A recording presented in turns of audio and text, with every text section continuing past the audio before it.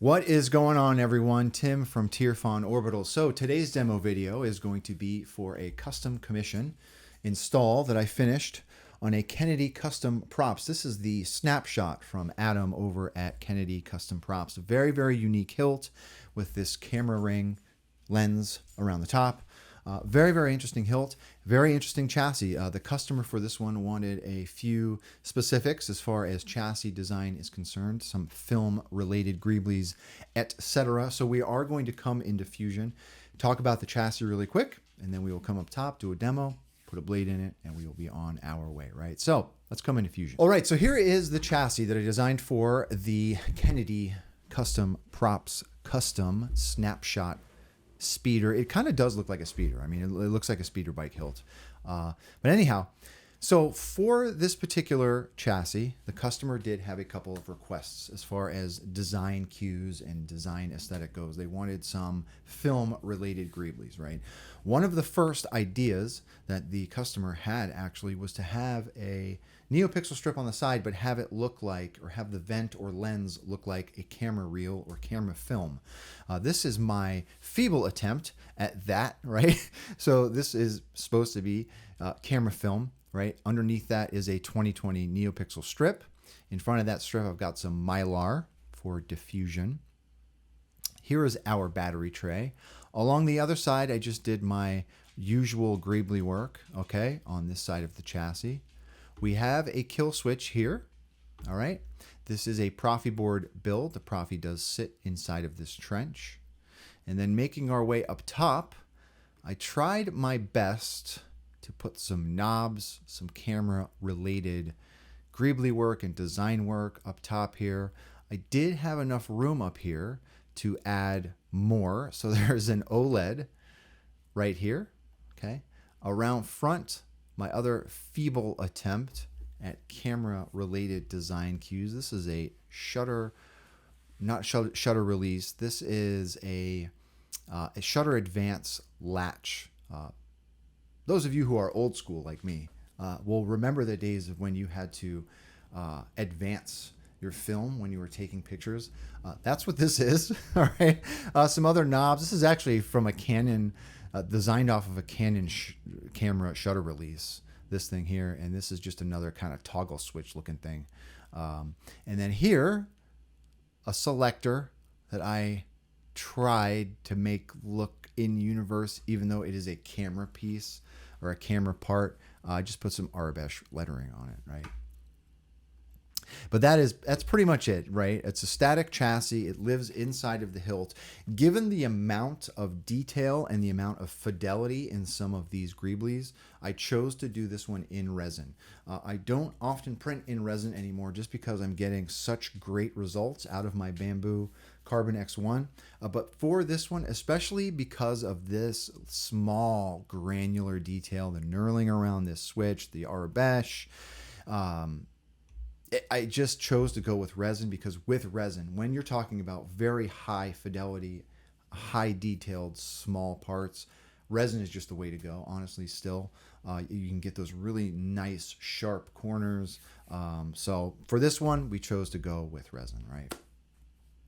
But that is it. Let's come up top and take a better look. All right, so here it is. This is the custom camera speeder or Snapshot from Kennedy Custom Props, right? So I'm really loving seeing Adam hone in on his craft. So something that we are starting to see from Adam over at Kennedy Custom Props is threadable grips, right? When Adam first started, actually, as a matter of fact, I'm going to take it. Wouldn't be a video without me talking about myself, right? Let's just take a minute to talk about Tim, right? Because this video is all about me. It's not about the customer. This is actually the very first. I'm embarrassed to show this off because of what I did to it.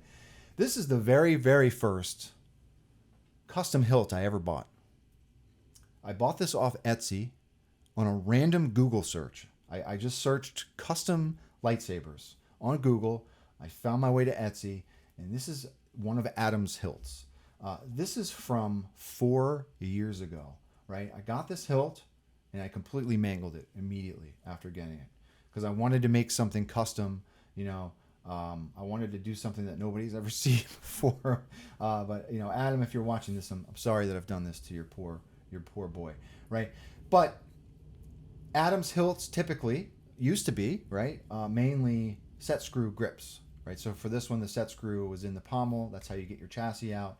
I just completely mangled this thing, right? This was just a perforated, now I'm remembering what I did to this. This was just a perforated sleeve that was not hollow. I went in and I drilled out every single one of these holes so I could get shine through from my chassis, my terrible, terrible looking chassis. Thankfully, it's not here anymore. It's binned. It's been binned. I drilled out every single one of these holes because I wanted a cool, like, perforated grip. I added this giant, ridiculous control box that doesn't look like it belongs. I added these wires on the outside. Just completely ruined this hilt, essentially. What was a very nice looking hilt. But anyway, completely got sidetracked.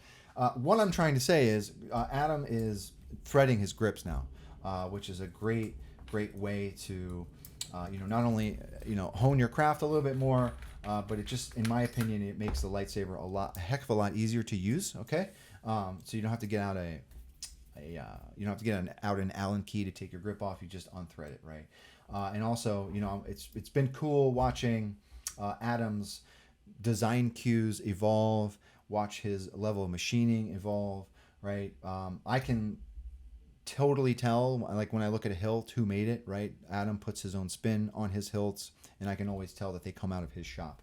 So I want to talk a little bit about the hilt. Now that I'm done talking about myself, okay, I want to talk a little bit about this hilt. So I've taken this grip off. One of the first things that I noticed when I got this hilt was this pommel. I thought to myself, this is a very unique pommel that kind of looks like a bullet casing. And in fact, as I looked closer, there is some stamping in here. You're not going to see on this iPhone camera. There's some stamping here. It is a mortar shell. So one of the things that I just always love seeing are real world vintage parts in builds, right? So some of the things that one has to account for when looking at a custom build like this is the whole picture, right? How long does it take to machine a lightsaber? It's a lot of work. How long does it take to machine parts that look like they belong on the hilt, that look aesthetically pleasing, right? How long does it take to go out and source a random real-world part like this that makes, not only completes the look, but it looks like it belongs on the hilt, right? These are not just parts that are just slapped together. Like, it just takes a lot of work, right? To do this kind of stuff, to do this kind of detailed work. We also have this really unique camera lens that has been built into the emitter, right? Another really cool aspect of this build, it will unthread, okay? So it's still functional if you want to unthread it, but just a really, really cool commission for the customer, okay? As for the chassis, I chose to do a pass of pewter and black rub and buff on this chassis to bring out some of those details in the greebly work. All right, Proffie board is here. We have a 28mm bass speaker down below. This battery is already in, so I'm going to go ahead and hit the kill switch. My powers have doubled since the last time we met count. There is that OLED all fired up. We've got our 2020 neopixel strip on and our 2 rectangular LEDs as well for some extra action, okay? So initially this hilt also came to me with a custom strap that I believe was done by Adam's wife. I took that strap off immediately because it made it difficult to work with this, work with the hilt. So to you, the customer, I have taken the strap off. If you want to put the strap back on, you just remove these CoverTech wheels. These CoverTechs were also machined by Adam, which I think is another great touch to a truly like handmade, in-house, machined lightsaber, fully custom lightsaber, right? So anyway, to you, the customer, you just take off these CoverTechs, and then these D-rings are kind of sandwiched in between the CoverTech and the body of the hilt, and you can thread that through your strap and then screw it back on, and you'll be good to go, right?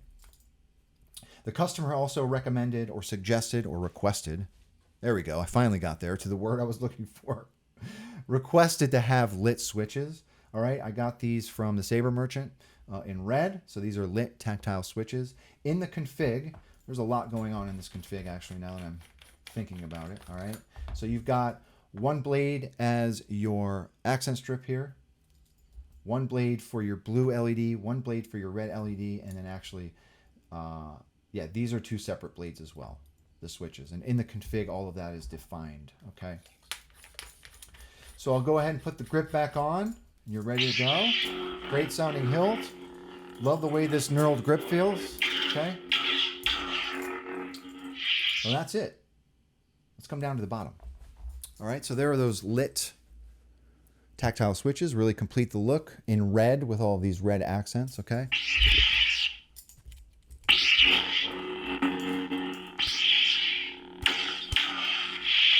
So if you're looking at these switches, the right switch is your main, left is your aux.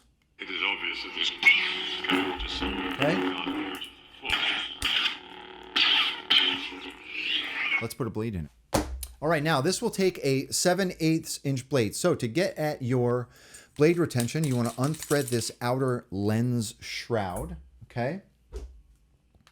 There is a set screw here. There is a set screw here that will serve as your blade retention. I'm going to take this blade plug out. Now, something to keep in mind to you, the customer.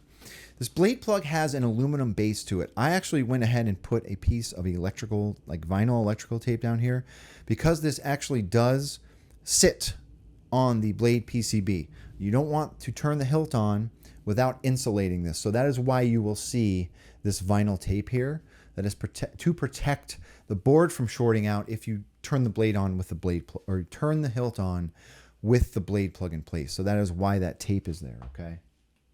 So I'm going to go ahead and let's see how we're going to do this. So I'm going to put this ring on. I'm going to leave it loose. Put my blade in place, okay? I've got to tighten my set screw, okay? And then you can thread your focusing ring on, okay? And then you are ready to go. Yeah, great feeling hilt with that knurled grip, okay?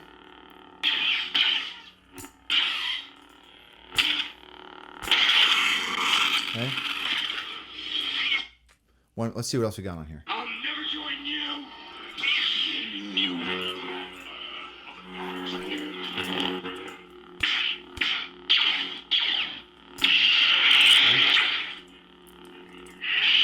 One more. Nice sounding hilt. Okay. Whoops. Okay. One more. Anakin Skywalker. It is obvious that this contest cannot be decided by our knowledge of the Force. So I think this has been set up with color wheel as well.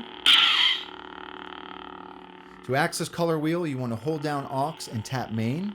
When you find a color you like, you can tap main again, and it will go ahead and lock that color in place. All right. Okay. We'll do one more. I'll never join you.